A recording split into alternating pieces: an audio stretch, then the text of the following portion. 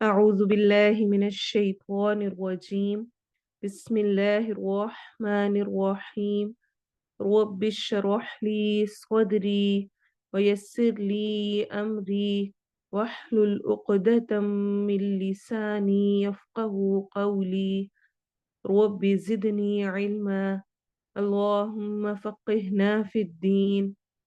اللهم اهدني وسددني يا مقلب القلوب ثبت قلبي على دينك. اللهم اجعل عملي كله صالحا واجعله لوجهك خالصا ولا تجعل لأحد فيه شيئا. السلام علیکم ورحمۃ اللہ وبرکاتہ. انشاءاللہ آج ہم اتباع سنت میں اس پوائنٹ کو دیکھیں گے کہ قرآن سمجھنے کے لیے سنت کی کتنی زیادہ ضرورت ہے. قرآن کو ہم سنت کے بغیر نہیں سمجھ سکتے، اور یہ ایک بہت اہم پوائنٹ ہے، اور آج کل کے فتنوں میں سے ایک بہت بڑا فتنہ ہے کہ ایسے لوگ آتے جا رہے ہیں جو کہ کہتے ہیں کہ قرآن کافی ہے، جو اس میں لکھا ہے وہ ٹھیک ہے، حدیث کا ہمیں نہیں پتا ٹھیک ہے نہیں ہے کیا ہے، تو چھوڑو، اس سے بہتر ہے بس ان کو لو ہی نہ. اور اس قسم کی باتیں، یا کچھ احادیث کو چھوڑ دیتے ہیں، قبول نہیں کرتے ہیں. تو یاد رکھیں، احادیث کے علم میں سے کچھ کا انکار یا سب کا انکار، بہرحال سنت کا انکار بن جاتا ہے. تو اس لیے اس میں بہت کانشیس ہو کے بات کرنی چاہیے کہ ہم کیا کہہ رہے ہیں. تو سنت یا حدیث کے بغیر قرآن مجید سے تمام شرعی مسائل معلوم کرنا ممکن نہیں ہے. سنت میں بیان کیے گئے احکامات قرآن مجید کے احکامات کی طرح واجب الاتباع ہیں، یعنی ان کی بھی ویسے ہی اطاعت کی جائے گی، ویسے ہی مانا جائے گا. قرآن میں جگہ جگہ کہا گیا ہے اطیعوا اللہ و اطیعوا الرسول، اللہ کی اطاعت کرو اور رسول کی اطاعت کرو. الگ الگ دوبارہ سے کہہ کر مینشن کیا گیا اطیعوا اللہ و اطیعوا الرسول. اطیع ساتھ لگائے گا، کسی کو یہ شک نہ رہ جائے کہ اللہ کی اطاعت کرنی ہے اور رسول بھی ہے، نہیں، ساتھ رسول کی اطاعت بھی بتا دی گئی ہے کہ وہ بھی ساتھ ضروری ہے. حضرت مقدام بن معدی کرب کہتے ہیں کہ رسول صلی اللہ علیہ وسلم نے فرمایا، لوگوں یاد رکھو، قرآن ہی کی طرح ایک اور چیز یعنی حدیث مجھے اللہ کی طرف سے دی گئی ہے. خبردار، ایک وقت آئے گا کہ ایک پیٹ بھرا اپنی مسند پر تکیہ لگائے بیٹھا ہوگا، یعنی متکبر شخص، اور کہے گا لوگوں تمہارے لیے قرآن ہی کافی ہے، اس میں جو چیز حلال ہے بس وہی حلال ہے، اور جو چیز حرام ہے بس وہی حرام ہے. حالانکہ جو کچھ اللہ کے رسول نے حرام کیا ہے وہ ایسے ہی حرام ہے جیسے اللہ تعالیٰ نے حرام کیا ہے. سنو، گھریلو گدھا بھی تمہارے لیے حلال نہیں ہے، حالانکہ اس کی قرآن میں حرمت موجود نہیں ہے. نہ ہی وہ درندے جن کی کچلیاں یعنی نوکیلے دان جن سے وہ شکار کرتے ہیں، نہ ہی کسی ذمی کی گری پڑی چیز کسی کے لیے حلال ہے. ذمی کون ہوتا ہے؟ جس کی ضمانت، ذمہ داری مسلمانوں کے ذمے ہوتی ہے. کسی اسلامک اسٹیٹ میں رہتے ہوئے جو نان مسلم رہتے ہیں ان کو ذمی کہتے ہیں، یعنی وہ جن کی ضمانت، جن کی ذمہ داری مسلمان حکمران کے سپرد ہوتی ہے، ان کی حفاظت کی اور باقی تمام جو بھی ان کے حقوق ہیں اس کی ذمہ داری. تو کیا کہا جا رہا ہے، اگر اس کی بھی کوئی گری پڑی چیز کسی کے لیے حلال نہیں کی گئی ہے، یہ ہمیں حدیث سے پتہ چلتا ہے. کہاں یہ کہ مسلمان کی اپنے ساتھ والے بہن بھائی کی چیز کوئی گر جائے تو وہ اپنے لیے حلال سمجھ لینا. ہاں البتہ اگر اس کے مالک کو اس کی ضرورت ہی نہ ہو تو پھر جائز ہے. اور جو شخص کسی قوم کے پاس بطور مہمان آئے تو اس قوم پر لازم ہے کہ اس کی مہمانی کریں. اگر وہ اس کی مہمانی نہ کریں تو اسے اپنی مہمانی کے مطابق کوئی چیز لینے کا حق ہے. اسے ابو داؤد نے روایت کیا ہے.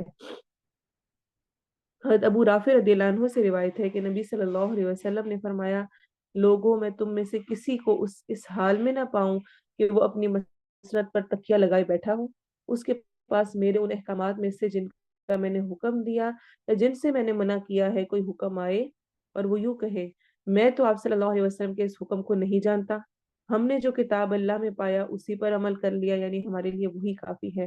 اسے ابو داؤد نے روایت کیا ہے. یہ حدیث پڑھتے ہوئے میرے ذہن میں ایک جملہ آ رہا تھا جو کہ آج کل اکثر ہم بول رہے ہوتے ہیں، اور وہ کیا، آج تک ہم نے تو نہیں سنا. ये तो अनोखी नई बात है, आज तक मैंने तो कभी ये नहीं सुना कि इस तरह भी है।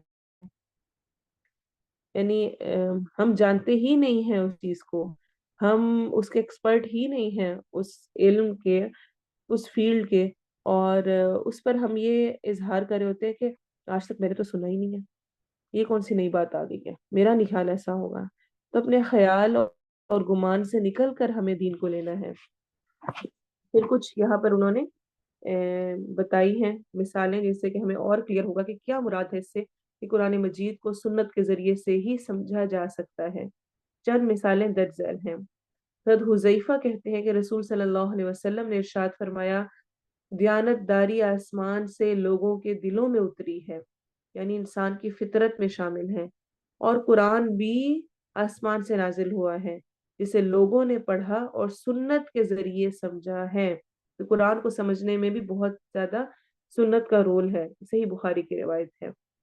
हजरत याला बिन उमैया कहते हैं, मैंने उमर रदियल्लाहु अन्हु से पूछा, अल्लाह ताला फरमाता है, अगर तुम्हें काफरों के सताने का खौफ हो तो नमाज कसर, यानी नमाज को कसर कर लेने में कोई हर्ज नहीं, और अब जबकि जमाना अमन है तो क्या फिर भी कसर की रुख्सत है? तो हजरत उमर रदियल्लाहु अन्हु ने कहा, मुझे भी तुम्हारी तरह ताज्जुब हुआ था, तो मैंने रसूल सल्लल्लाहु अलैहि वसल्लम से मसला दरियाफ्त किया।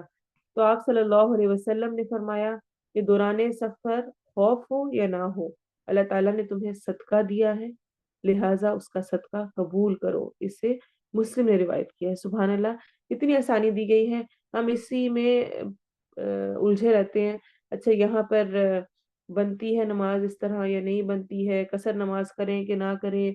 और फिर कुछ लोग ऐसे भी अपने ईमान का बहुत इजहार करते हैं कि कहीं पे गए होते हैं तो कहते हैं कि वैसे तो कसर है लेकिन मैं पूरी पढ़ रही हूँ। तो इसको पसंद नहीं किया गया। जो अल्लाह ने सदका दिया है, जो अल्लाह ने रुखसत दी है, उसको एक्सेप्ट करना, कबूल करना चाहिए।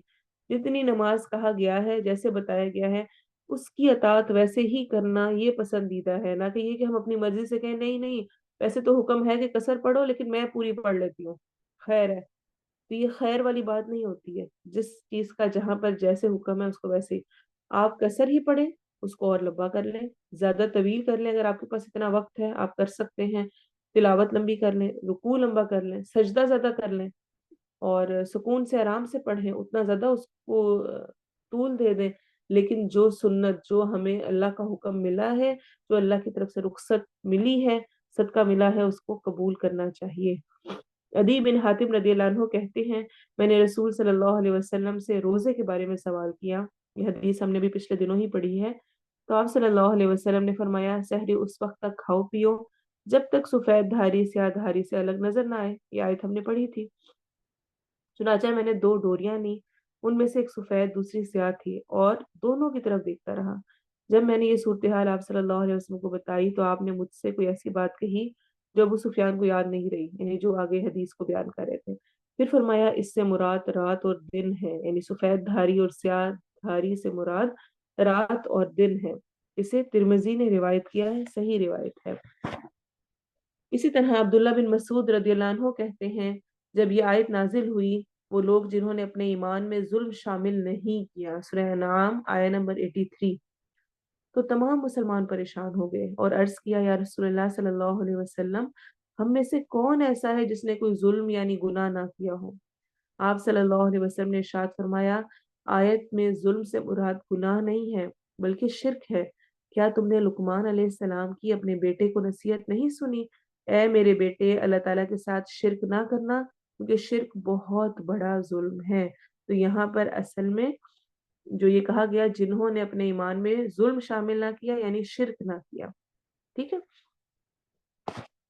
अगला पॉइंट है, सुन्नत रसूल सल्लल्लाहु अलैहि वसल्लम नजरअंदाज करने से बाज शरई अहकाम नामुकम्मल और गैर वाज़िह रहते हैं। मुकम्मल दीन समझने और उस पर अमल करने के लिए कुरान मजीद के साथ साथ सुन्नत की पैरवी और इत्तबा भी जरूरी है। चंद मिसालें दर्ज झैल हैं। पहली, कुरान मजीद ने सिर्फ मुसाफिर और बीमार को रमजान में रोजे छोड़कर कज़ा अदा करने की रुख्सत दी है। याद है ना आपको, हमने अभी कुछ अरसा पहले ही इसकी आयत पढ़ी है।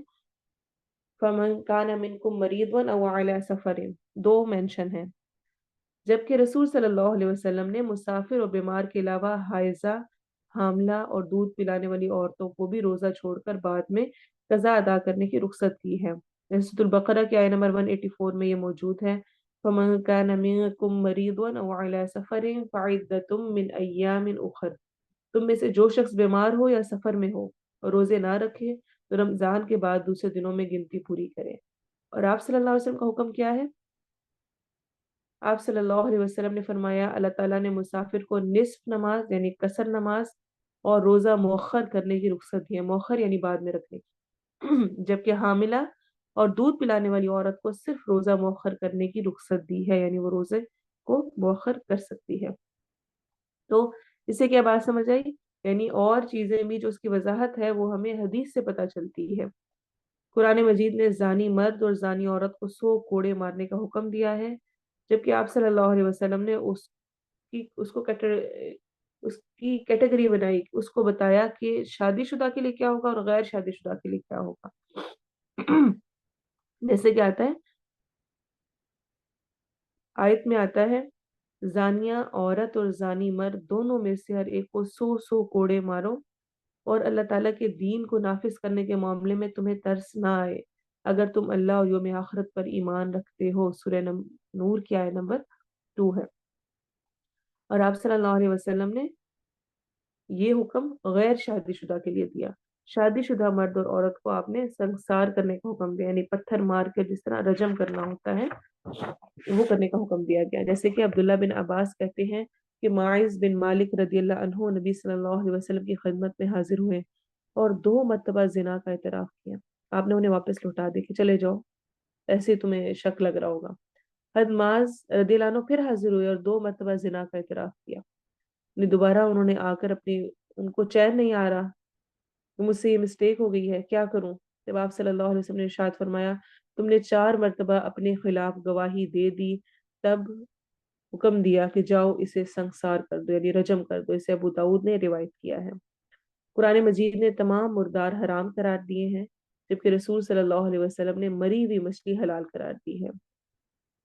جیسے کہ سورۃ المائدہ میں آتا ہے حرمت علیکم المیتۃ والدم ولحم الخنزیر وما اہل لغیر اللہ بہ، حرام کیا گیا ہے تم پر مردار جنرل کہا گیا ہے، خون، خنزیر کا گوشت اور ہر وہ جانور جس پر ذبح کرتے وقت اللہ کے علاوہ کسی اور کا نام لیا جائے۔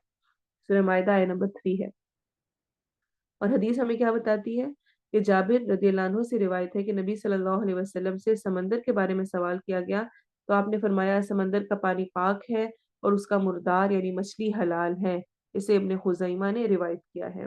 ایسے ہی قرآن مجید نے مردوں اور عورتوں کے لیے ہر طرح کی زینت کو جائز اور حلال قرار دیا ہے، جبکہ رسول صلی اللہ علیہ وسلم نے مردوں کے لیے سونا اور ریشم پہننا حرام قرار دیا ہے۔ جیسے کہ آپ صلی اللہ علیہ وسلم نے حکم دیا میری امت کی عورتوں کے لیے سونا اور ریشم حلال کیا گیا ہے اور مردوں کے لیے حرام کیا گیا ہے۔ نسائی کی صحیح روایت ہے۔ اور اگر ہم قرآن میں دیکھیں تو اس میں جنرل لکھا ہوا ہے، سورہ اعراف آیت نمبر 32 میں قُلْ مَنْ حَرَّمَ زِینَةَ اللَّهِ الَّتِي أَخْرَجَ لِعِبَادِهِ وَالطَّیِّبَاتِ مِنَ الرِّزْقِ، اے محمد صلی اللہ علیہ وسلم ان سے کہو کس نے رزق کی پاکیزہ چیزوں کو اور اللہ کی اس زینت کو حرام قرار دیا ہے جسے اللہ نے اپنے بندوں کے لیے نکالا ہے، یعنی اللہ نے خود ہی دی ہے۔ لیکن اس میں ریسٹرکشن ہمیں حدیث کے ذریعے پتہ چلتی ہے کہ مردوں کے لیے ریشم اور سونا پہننا حرام ہے۔ اسی طرح سے لاسٹ پوائنٹ ہے، قرآن مجید نے وضو کا طریقہ منہ اور ہاتھ کوہنیوں تک دھونا اور پھر سر کا مسح اور پاؤں کا دھونا بتایا ہے، جبکہ آپ صلی اللہ علیہ وسلم نے پورا وضو کا طریقہ ہمیں سکھایا ہے۔ سورہ مائدہ کی آیت نمبر 6 میں ہمیں یہ ملتا ہے اے لوگوں جو ایمان لائے ہو جب نماز کے لیے اٹھو تو اپنے ہاتھ کوہنیوں تک دھو لو، سروں پر مسح کر لو اور پاؤں کو ٹخنوں تک دھو لیا کرو۔ اور آپ صلی اللہ علیہ وسلم کا حکم اس بارے میں کیا ہے؟ حمران رحمہ اللہ سے روایت ہے کہ عثمان نے وضو کے لیے پانی منگوایا اور برتن سے دونوں ہاتھوں پر پانی ڈالا، اپنے وضو کو بھی چیک کر لیں، اور دونوں ہاتھوں کو 3 بار دھویا، پھر اپنا دایاں ہاتھ برتن میں ڈالا، کلی کی، ناک صاف کی اور اس میں پانی ڈالا، پھر اپنا چہرہ 3 مرتبہ دھویا اور کوہنیوں تک بازو 3 مرتبہ دھوئے، پھر سر کا مسح کیا، پھر 3 مرتبہ دونوں پاؤں دھوئے، پھر فرمایا میں نے نبی صلی اللہ علیہ وسلم کو اسی طرح وضو کرتے دیکھا ہے۔ صحیح بخاری اور مسلم کی روایت ہے، متفقن علیہ۔ تو اس سے ہمیں کیا سمجھ آتا ہے کہ جو قرآن میں آیات بتائی گئی ہیں ان کی ایکسپلینیشن بھی، ان کو بھی جو تفصیلی اعتبار سے بیان کیا گیا ہے وہ حدیث میں بیان کیا گیا ہے۔ اس لیے حدیث کو جاننا سمجھنا انتہائی ضروری ہے۔ یہ تھا ہمارا آج کا اتباع سنت کا ٹاپک۔ انشاءاللہ اب ہم مد لازم کو دیکھیں گے۔ لاسٹ ٹائم تجوید میں ہم نے مد لازم کا انٹروڈکشن کیا تھا کہ مد لازم کی کلمی ہوتا ہے اور حرفی ہوتا ہے، اس طرح مخفف اور مثقل ہوتا ہے۔ آج ہم انشاءاللہ مد لازم کلمی مخفف اور مد لازم کلمی مثقل دونوں کو کریں گے۔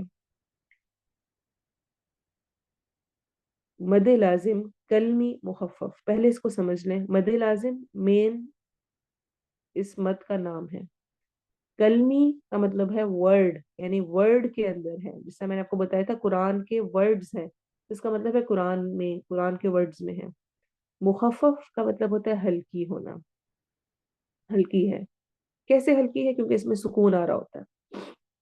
کلمہ قرآنی میں کیا ڈیفینیشن ہے؟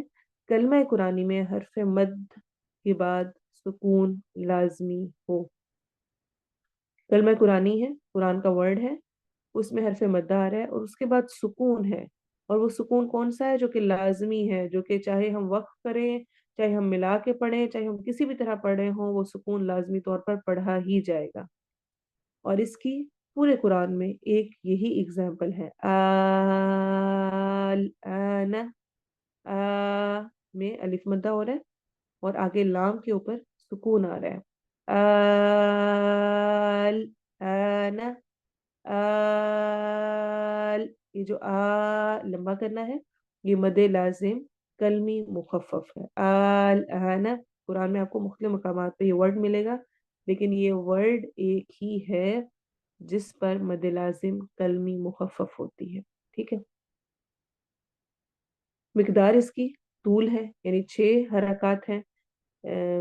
مد لازم کی جتنی بھی ٹائپس ہیں ان سب کی مقدار طول ہی ہوتی ہے، یعنی سب سے زیادہ جس مد کو ہم لمبا کرتے ہیں وہ مد لازم ہی ہے۔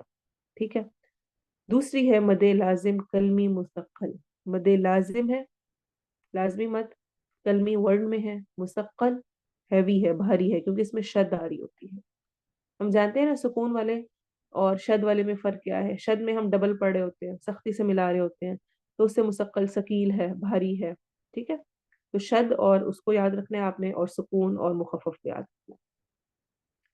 تو کلمہ قرآنی میں، قرآن ورڈز میں حرف مدہ کے بعد تشدید ہو، شد آ رہی ہو،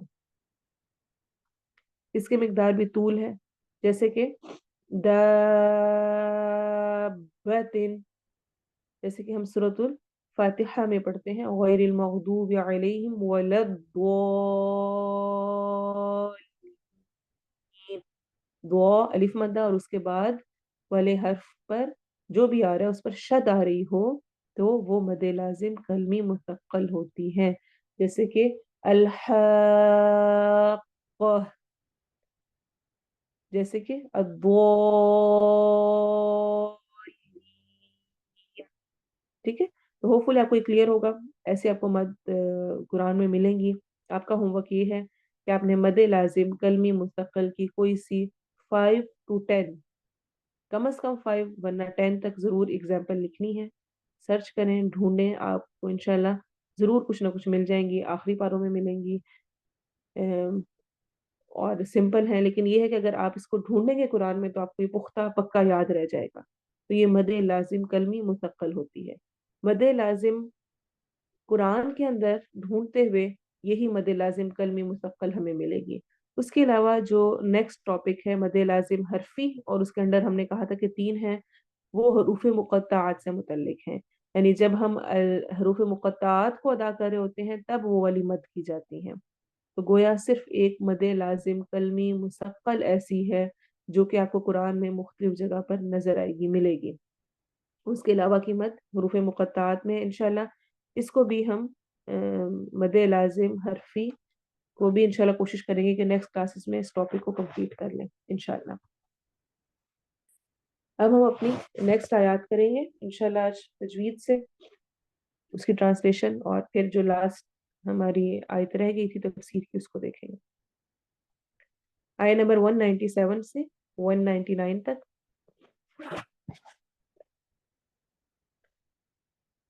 अऊज़ु बिल्लाहि मिनश शैतानिर रजीम, बिस्मिल्लाहिर रहमानिर रहीम। पहले तजवीद होगी। अल हज्जु, हज्जु, ह हुरूफ हलकी, अशहुरुम मालूमात, अशहुरुम, रो मोटी, रुम में इदगाम हो रहा है गुन्ना के साथ, मा आइन हुरूफ हलकी, लू व मद्दा, मात,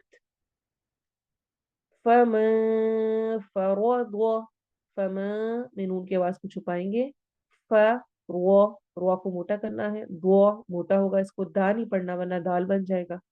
फ रो दो, फी हिन्न, फी या मद्दा, हिन्न नून गुन्ना, फी हिन्नल हज्ज, फला अलिफ मद्दा, रफथ, रो में रो को मोटा करेंगे, फ ता, ता को नरमी से पढ़ना है, रफ सा की आवाज ना है, सा नरमी के साथ, वला अलिफ मद्दा, फुसूक, फुसूक सीटी वाली आवाज और वाव मद्दा, क़, क़ाफ को मोटा करना है, क़ा करके नहीं पढ़ना है, ठीक है। कोशिश करें कि आखिरी हरकत लंबी ना होने पाए। हमें से बहुत सारों की ये मिस्टेक होती है कि आखिरी हरकत हमसे लंबी हो जाती है। हम पढ़ते हैं फला रफसा वला फुसूका वला जिदाला, तो आखिर में अलिफ ऐड करते जाते हैं, तो अलिफ ऐड नहीं होना चाहिए। फला रफसा वला फुसूक वला जिदाल, जिदा अलिफ मद्दा ला, फिल हज। जब यहाँ पे स्टॉप करेंगे तो जीम पर कलकला होगा, क्योंकि जीम के ऊपर सुकून आ जाएगा। वमा अलिफ मद्दा, तफअलू वाव मद्दा, मिन खैरिन यअलमुल्लाह, मिन खैरिन नून को वाजिया पढ़ना है, खई में या लीन हो रही है, खई पढ़ना है, खया ऐसे नहीं पढ़ लेना, री इदगाम हो रहा है गुन्ना के साथ, यअलमुल्लाह, इस वाली इसमें जलाला की लाम को हमने मोटा पढ़ना है और आखिर में हा की आवाज क्लियर होगी। वतज़व्वदू, वतज़, ज सख्ती से सीटी वाली आवाज के साथ, जव, जब हम जा को वाव से मिलाएंगे तो वाव में होंठ हमारे गोल हो जाएंगे।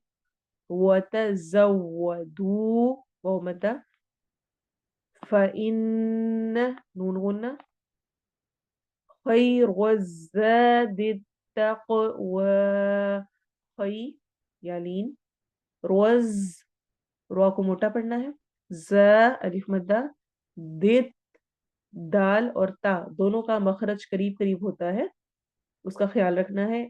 दित तक, तक काफ पे कलकला होगा, वत्तकूनी, कू वो बता, या उलिल अलबाब, या उलिल अलबाब, बा पे भी एंड पर हम कलकला करेंगे और अलिफ मद्दा हो रही है। लईसा या लीन, लईसा सीटी वाला, अलैकुम या लीन हो रही है, जुनाहुन तब तगू, में नून की आवाज को छुपाएंगे, इख्फा करेंगे, तब कलकला हो रहा है, तगू वाव मद्दा, फज़लम मिर रब्बिकुम, फज़ दुआत को मोटा, लम मीम पे इदगाम गुन्ना हो रहा है, मिर रब्बिकुम में भी अगेन इदगाम हो रहा है लेकिन बगैर गुन्ना के, चूंकि रॉ आ गया है। हम जानते हैं लाम और रॉ अगर आ जाए तो हम वहां पर इदगाम बिला गुन्ना, विदाउट गुन्ना कर रहे होते हैं। फ़इज़ा अफ़ज़्तुम, फ़इज़ा दाल को नरमी से और मत करते हुए पढ़ना है। फ़इज़ा अफ़ज़्तुम, यहाँ पर कौन सी मद हो रही है, चैट में लिखकर बताएं। फ़इज़ा अफ़ज़्तुम, ताकि पिछली वाली जो मद हमने की है उनकी भी साथ साथ दोहराई होती रहे, आपको कुछ सहन में रहे।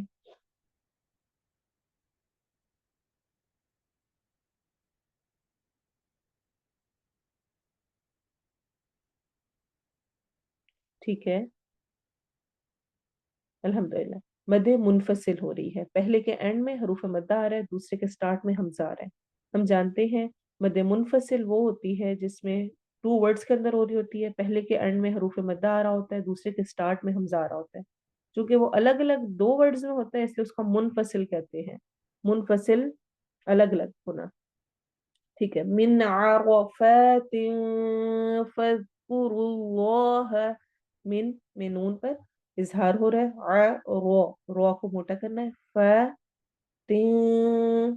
اخفا کرنا ہے، زال کو نرمی سے، کرو اللہ، رو کو موٹا، اور لام اس میں جلالہ کو بھی ہم نے موٹا پڑھنا ہے چونکہ اس سے پہلے رو کے اوپر ضمہ پیش آ رہی ہے. عند المشعر الحرام، نون پہ اخفا کرنا ہے، دل مشعر الحرام، رو کو موٹا کرنا ہے اور لمبا کرنا ہے، حرامی. وَاذْكُرُوهُ، دیکھیں وز کو ادا ہوتے ہوئے کہیں پہ ز کی آواز نہیں ہوگی، زال نرمی والا حروف ہے. ہم جانتے ہیں نرم حروف 3 ہیں، ثا، زال، و. ان کو نرمی سے ہی پڑھا جانا چاہیے، ان میں کوئی کسی قسم کی س کی آواز نہیں ہونی چاہیے. وَاذْكُرُوهُ، واو مدہ، رو کو ہم نے یہاں پر موٹا کرنا ہے، کما، الف مدہ، ہداکم، وَإِن كُنتم، دونوں جگہ پہ اخفا ہو رہا ہے، کنتم من قبلہ، تم میں ادغام شفوی ہو رہا ہے، میم ساکن کے بعد میم آ رہا ہے، اور اس کے بعد میں اخفا ہو رہا ہے، وہاں پہ کلکلا ہو رہا ہے، قبلہ لمن الضالین.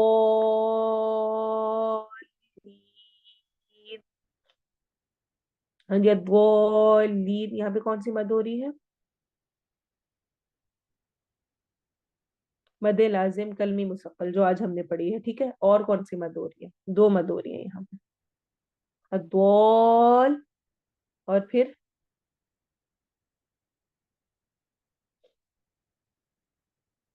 الضالین میں 2 طرح کی مد ہو رہی ہے. کون کون سی ہو رہی ہے؟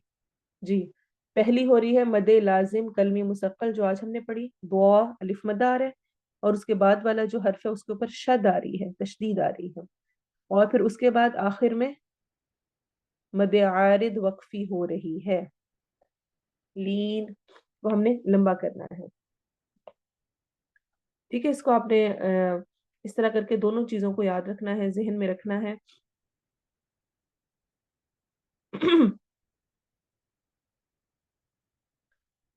ثم افیضو، میم پر ہونا ہو رہا ہے، افی یا مدہ، دو واو مدہ، من حیثو، من میں اظہار ہے، حی میں یا لین ہے، افاض الناس، افا الف مدہ، ضن نون غنہ، اور نا الف مدہ، سو سین میں سیٹی والی آواز ہے، واستغفر اللہ، وس سین میں سیٹی والی آواز، تو وائن حروف حلقی میں سے ہے، رو، رو کو موٹا پڑھنا ہے اور لام کے ساتھ ملانا ہے، لام کو بھی ہم نے موٹا کرنا ہے، اور آخر میں ہا کی آواز ہوگی. ان اللہ، ان نون پہ غنہ ہو رہا ہے، اور اس میں جلالہ کو اگین یہاں پر ہم نے موٹا ہیوی کر کے پڑھنا ہے چونکہ نون کے اوپر فتحہ زبر آ رہی ہے. غفور رحیم، غفو واو مدہ، رور، رو دونوں موٹی پڑھی جائیں گی، اور رور، رو کو رو سے ملانا ہے، رحیم، ہا حروف حلقی میں سے یا مد ہو رہی ہے اور مد عارض وقفی ہو رہی ہے. اب اس کی تلاوت سنیں قاری ابراہیم کی آواز میں. الحج اشہر معلومات فمن فرض فيهن الحج فلا رفث ولا فسوق ولا جدال في الحج وما تفعلوا من خير يعلمه الله وتزودوا فإن خير الزاد التقوى واتقون يا أولي الألباب.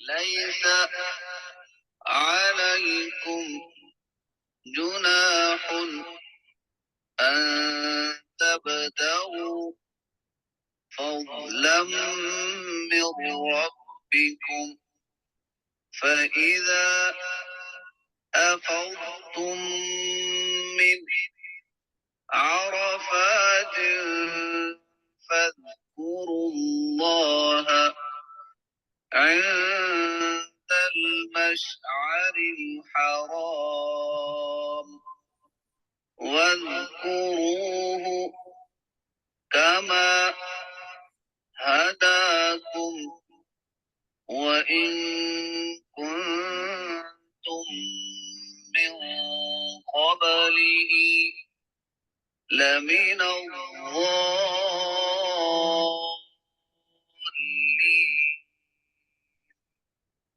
ثم أفيضوا من حيث أفاض الناس واستغفروا الله إن الله غفور رحيم. ट्रांसलेशन देखें, सूरह बकरा आया नंबर 197। अल-हज, हज, हा जीम जीम, इरादा करना, कस्द करना। अशहुरुन, महीने। शहर की जमा, शहर की वैसे दो जमा होती हैं, एक शहूर और एक अशहुर। ये जो अशहुर होती है ये होती है 3 to 9 की काउंटिंग के लिए। तो जब 3 to 9 के दरमियान कोई आ रहे हों उनकी काउंटिंग के लिए हम अशहुर को यूज करते हैं। तो ये अशहुरुम मालूमात यानी महीने हैं, मालूमात मालूम, पता, हर किसी को उसकी नॉलेज है, जाने पहचाने हैं। मालूमात, मालूमा की जमा है, मालूमा, मालूम से मालूमा तुन, और फिर मालूमात, आइन लाम मीम इसका रूट वर्ड है। उर्दू में भी हम मालूम, मालूमात का वर्ड यूज करते हैं। फ तो मन जो कोई, फरौदा फर्ज कर ले, लाजिम कर ले, फरौदाधी इसका रूट वर्ड है। फी हिन्ना, फी में, हिन्ना इनमें, इनमें यानी हिन्ना की जमीर जा रही है अशहुर की तरफ यानी उन महीनों में।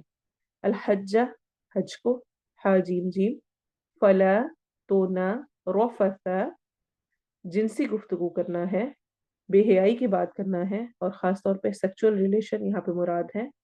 वला और ना, फुसूक़ा, फा सीन क़ाफ, फिस्क से है, फासिक भी इसी से है। गुनाह करने वाले को फासिक कहते हैं। फिस्क गुनाह की बात, गुनाह पर अमल करना, किसी भी किस्म का कोई गुनाह वाली चीज़। वला और ना, जिदाला झगड़ा है, जदला जीम दाल लाम, जदल जिदाल झगड़ना, यानी दो फ्रीकैन का आपस में एक दूसरे को गलत साबित करने के लिए जो झगड़ना होता है। फिल हज्जी, हज में। वमा और जो भी, तफ़अलू तुम करोगे, ता तुम, फ़अला करो, वाव अलिफ जमा के लिए आ रहा है, तुम करोगे। मिन खैरिन कोई भी नेकी, यअलमुल्लाह, यअलम जान लेगा, वो जान लेगा, हु उसको या उससे, अल्लाह अल्लाह। जो भी तुम करोगे कोई नेकी जान लेगा उससे अल्लाह। ये असल में था वमा के बाद तफ़अलूना। अगर आपने फिर मुदारे के पढ़े हुए हों वर्ड्स कौन कौन से होते हैं तो उसमें तफ़अलूना होता है, असल में नून साथ होता है, लेकिन यहाँ पर माँ की वजह से नून गिर गया है। کبھی کچھ ایسے ورڈز ہوتے ہیں جن کی وجہ سے اینڈ کا نون اگلے والے کے نون کو وہ گرا دیتے ہیں. انہی میں سے یہاں پر ماں ہے. ماں کی وجہ سے یہ اصل میں تفعلون نہ تھا لیکن یہ تفعلو بن گیا. یہ گرامر کی چیزیں ہیں. میں ویسے ہلکا سا ذکر اس لیے کر رہی ہوں کہ ایک تھوڑا سا آپ کا اور غور و فکر بڑھے کہ اصل میں ورڈ کیا ہوتا ہے, کیسے چینجنگ آتی ہے, تھوڑا سا اس طرح سے. وَتَزَوَّدُوا زَوَّدَ تَزَوَّدُوا فعل مضارع ہے, جمع کا صیغہ ہے.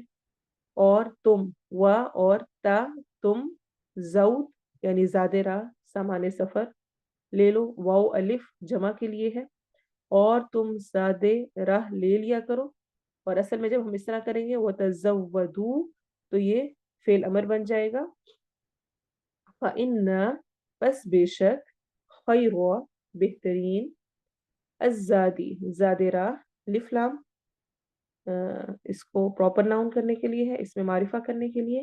زاد اگین روٹ ورڈ زا واو دال ہی ہوگا.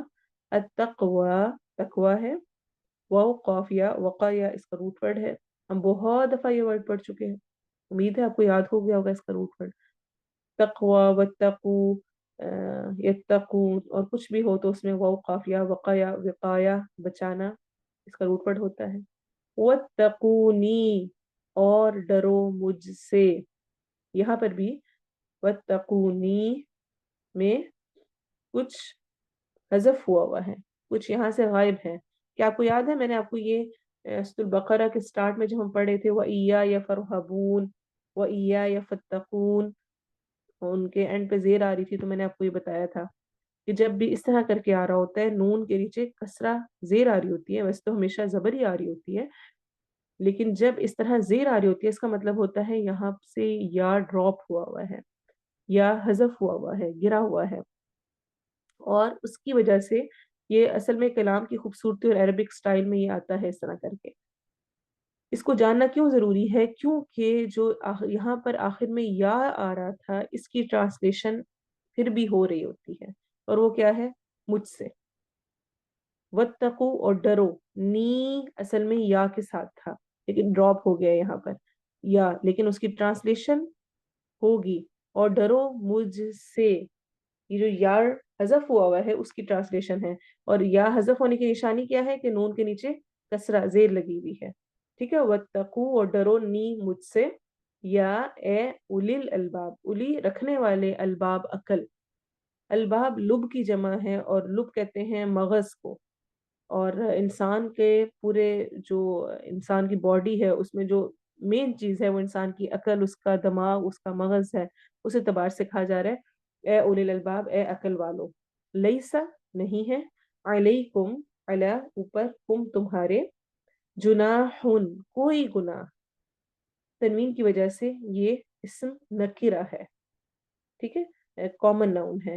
ان کے تب تغو تا تم ابتغاء تلاش کرنا. با غین یا اس کا روٹ ورڈ ہے. واو الف جمع کے لیے آ رہا ہے. تم تلاش کرو یعنی کوشش کے ساتھ طلب کرنا ہوتا ہے ابتغاء. یہاں پر بھی نون ڈراپ ہے ان کی وجہ سے, پہلے ان آ رہا ہے اس کی وجہ سے ہے. تو کچھ ایسے ورڈز ہوتے ہیں جن کی وجہ سے آگے نون ختم ہو جاتا ہے. اصل میں تھا یہ تب تغونا, تو یہاں پہ تب تغو فضلن, فض رحمت اللہ کا فضل, فا دواد لام, من سے ربکم اپنے رب کی طرف سے, رب ربابا کم اپنے یا تمہارے, فا پھر اذا جب, افقتم پلٹو تم, فا یا دواد اس کا روٹ ورڈ ہے. گروہ در گروہ یعنی گروہ کی شکل میں, گروپس کی شکل میں پلٹنا لوٹنا. افادہ یفید و افادہ. من عرفات عرفات سے. عرفات ہم جانتے ہیں یہ ایک مقام ہے تقریباً مکہ سے کچھ فاصلے پر 22 to 23 کلومیٹر تقریباً کہا جاتا ہے, اور مشرق کی جانب ہے عرفات. اور اسی یہیں پر پہاڑ جبل رحمت بھی ہے.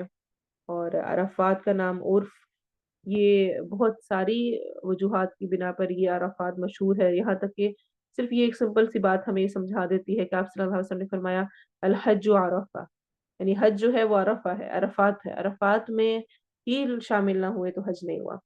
بہرحال فَاذْكُرُوا اللَّهَ تو اذکروا ذکر کرو، رو و مدہ کے ساتھ، اللہ کا، اندہ پاس، قریب، المشاعری مشاعر، الحرامی حرام کے، مشاعر حرام کے، مشعر حرام کے پاس اللہ کا ذکر کرو۔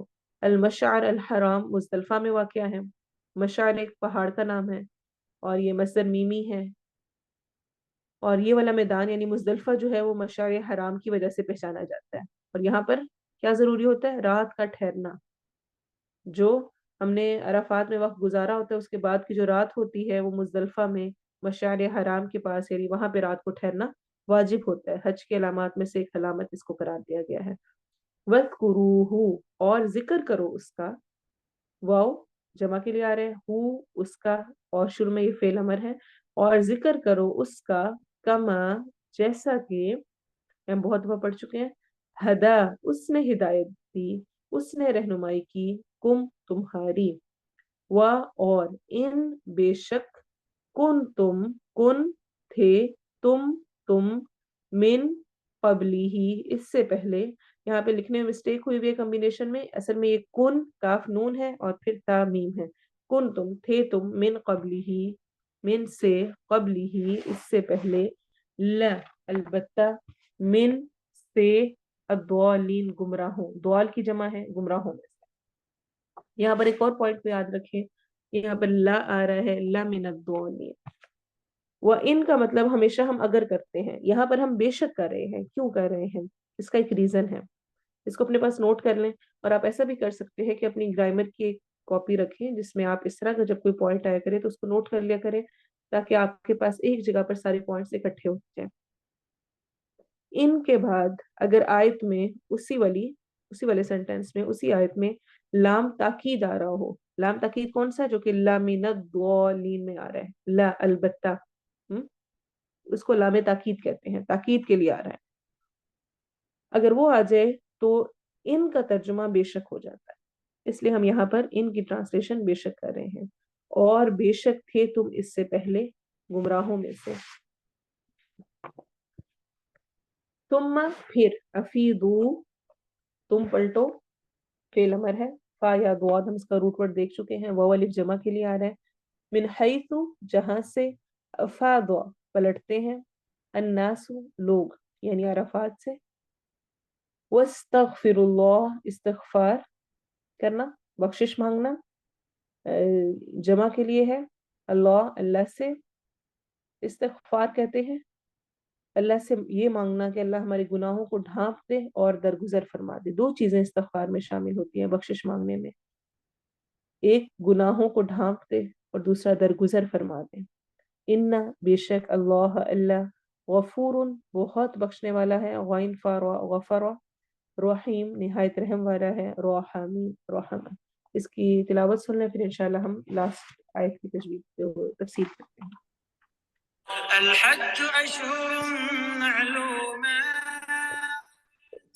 فمن فرض فيهن الحج فلا رفث ولا فسوق ولا جدال في الحج وما تفعلوا من خير يعلمه الله وتزودوا فإن خير الزاد التقوى واتقون يا أولي الألباب ليس عليكم جناح أن تبتغوا فضلا من ربكم فإذا أفضتم من عرفات فاذكروا الله عند المشعر الحرام واذكروه كما هداكم وإن كنتم من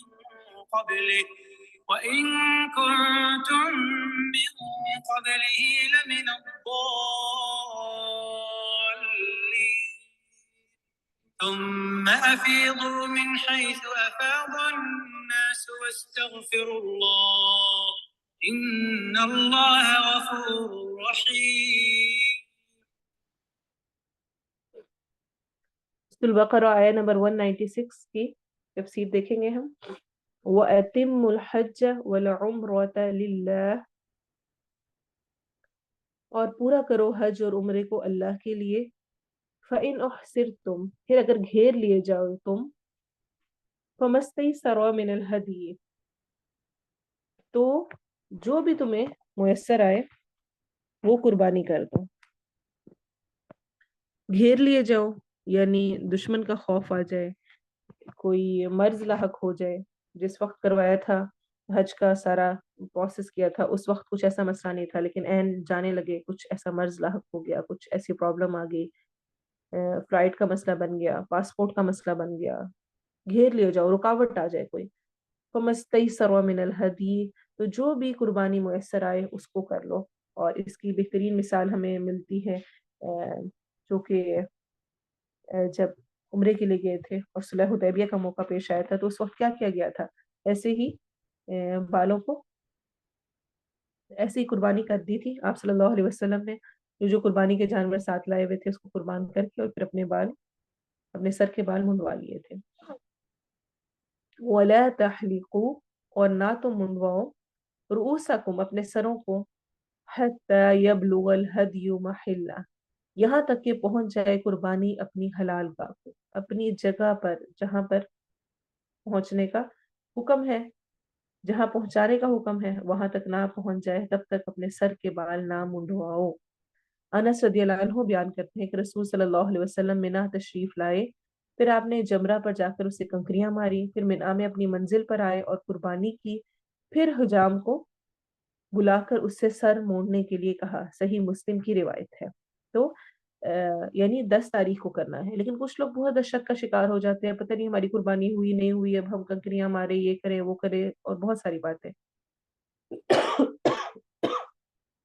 تو ایسی کوئی پریشانی کی بات نہیں ہے. جیسے کہ صحیح بخاری کی روایت میں آتا ہے، عبداللہ بن عمر بیان کرتے ہیں کہ رسول صلی اللہ علیہ وسلم حجۃ الوداع میں کھڑے ہو گئے، لوگ آپ سے سوال کرنے لگے. ایک شخص نے کہا مجھے معلوم نہیں تھا، میں نے لا علمی میں قربانی ذبح کرنے سے پہلے سر منڈوا دیا. آپ نے فرمایا کوئی حرج نہیں، اب قربانی کر لو. یعنی اس دن اگر تھوڑا سا آگے پیچھے ہو جائے، اور ایک اور حدیث میں بھی آتا ہے، ہم پڑھ چکے ہیں یہ حج اور عمرے کے مسائل میں، کہ اگر اس دن میں کسی نے کہا میں نے پہلے یہ عمل کر لیا اور بعد میں یہ کیا یا پہلے وہ ہو گیا، تو آپ سے صرف نے فرمایا کوئی حرج کی بات نہیں ہے اس میں. باقی حلق کو یعنی بالوں کو شیو کرنا، پوری بال منڈوا دینا، یہ پسندیدہ قرار دی گئی. چھوٹے بھی کیے کروائے جا سکتے ہیں، لیکن چونکہ بالوں سے انسان کی پوری شخصیت چینج ہو جاتی ہے.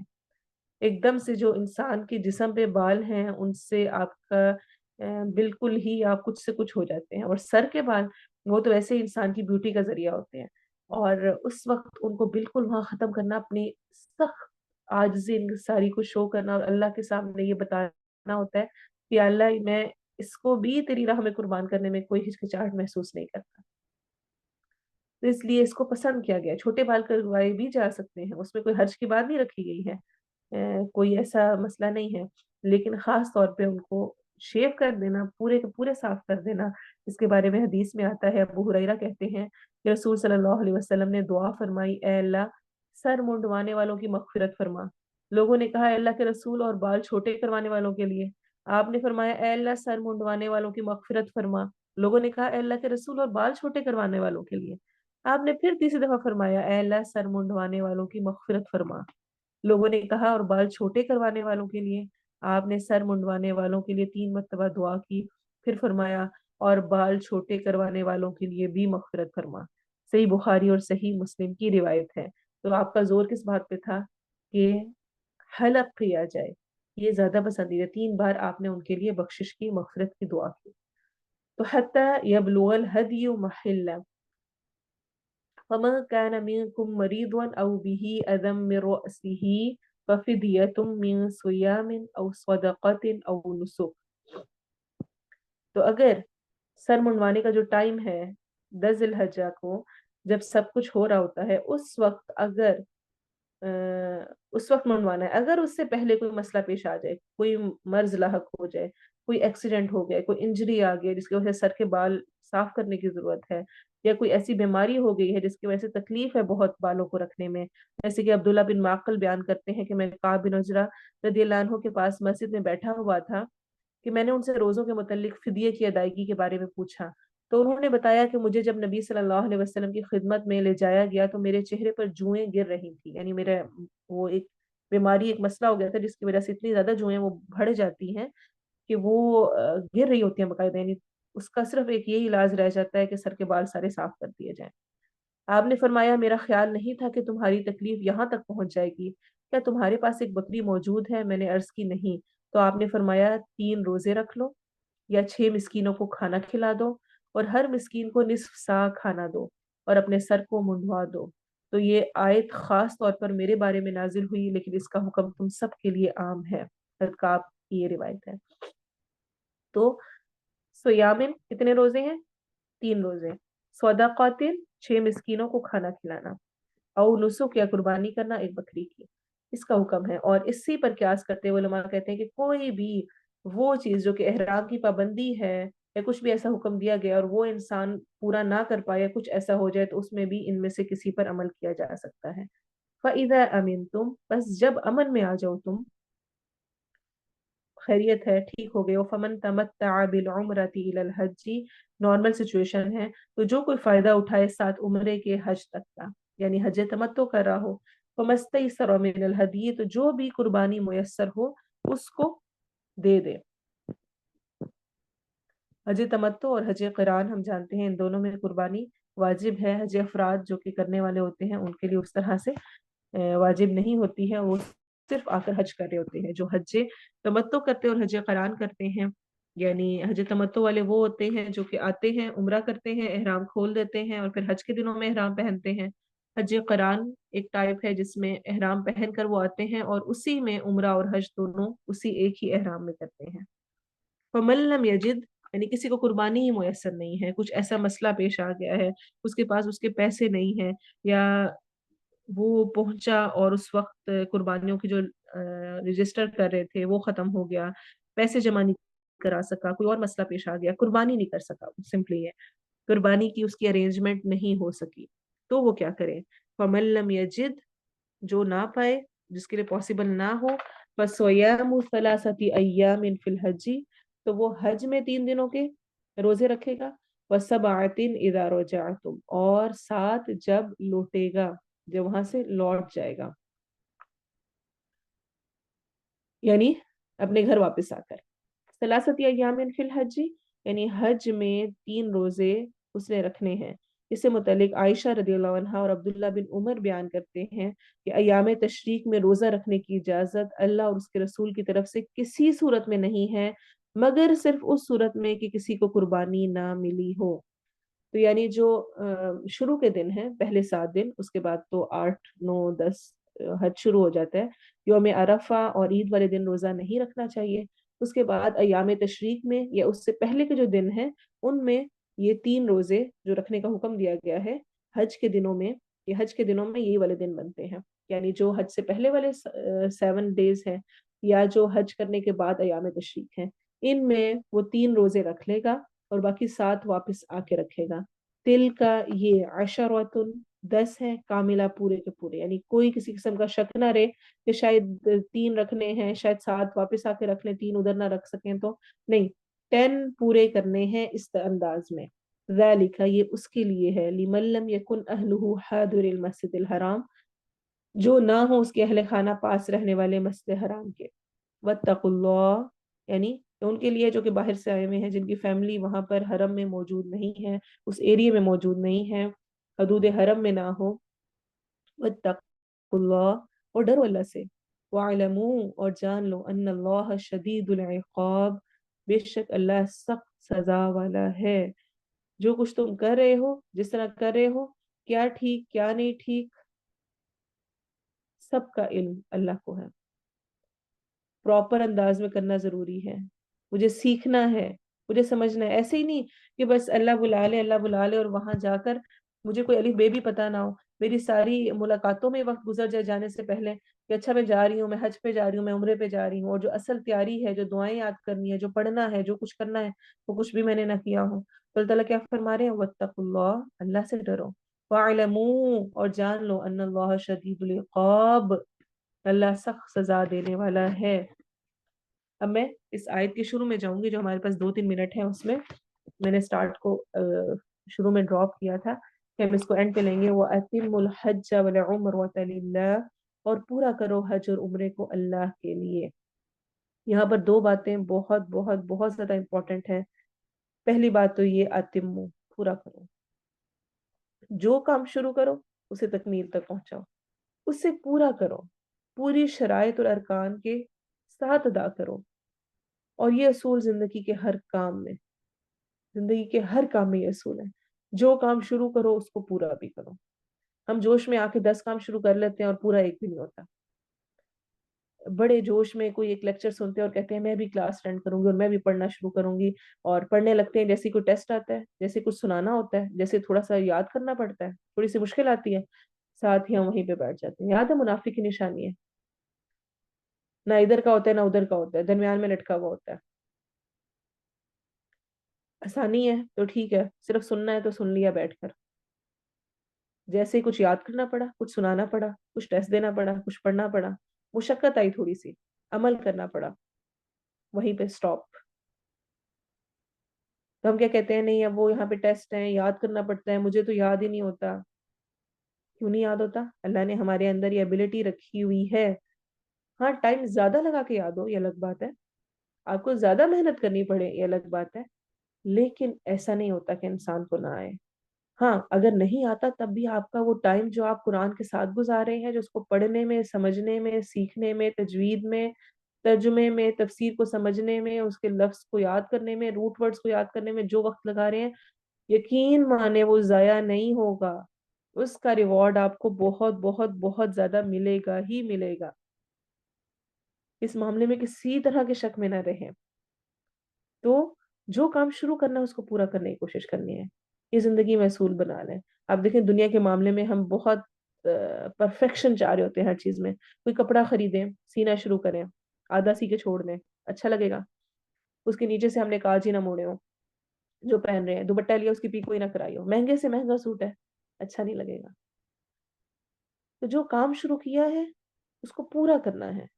اور خاص طور پہ یہاں پر حج اور عمرے کا ذکر کر کے یہ سمجھایا گیا ہے کہ وہاں جاؤ، جس نیت سے جاؤ، پھر اس کو وہاں پر صحیح طرح سے پورا کرو، مکمل کرو۔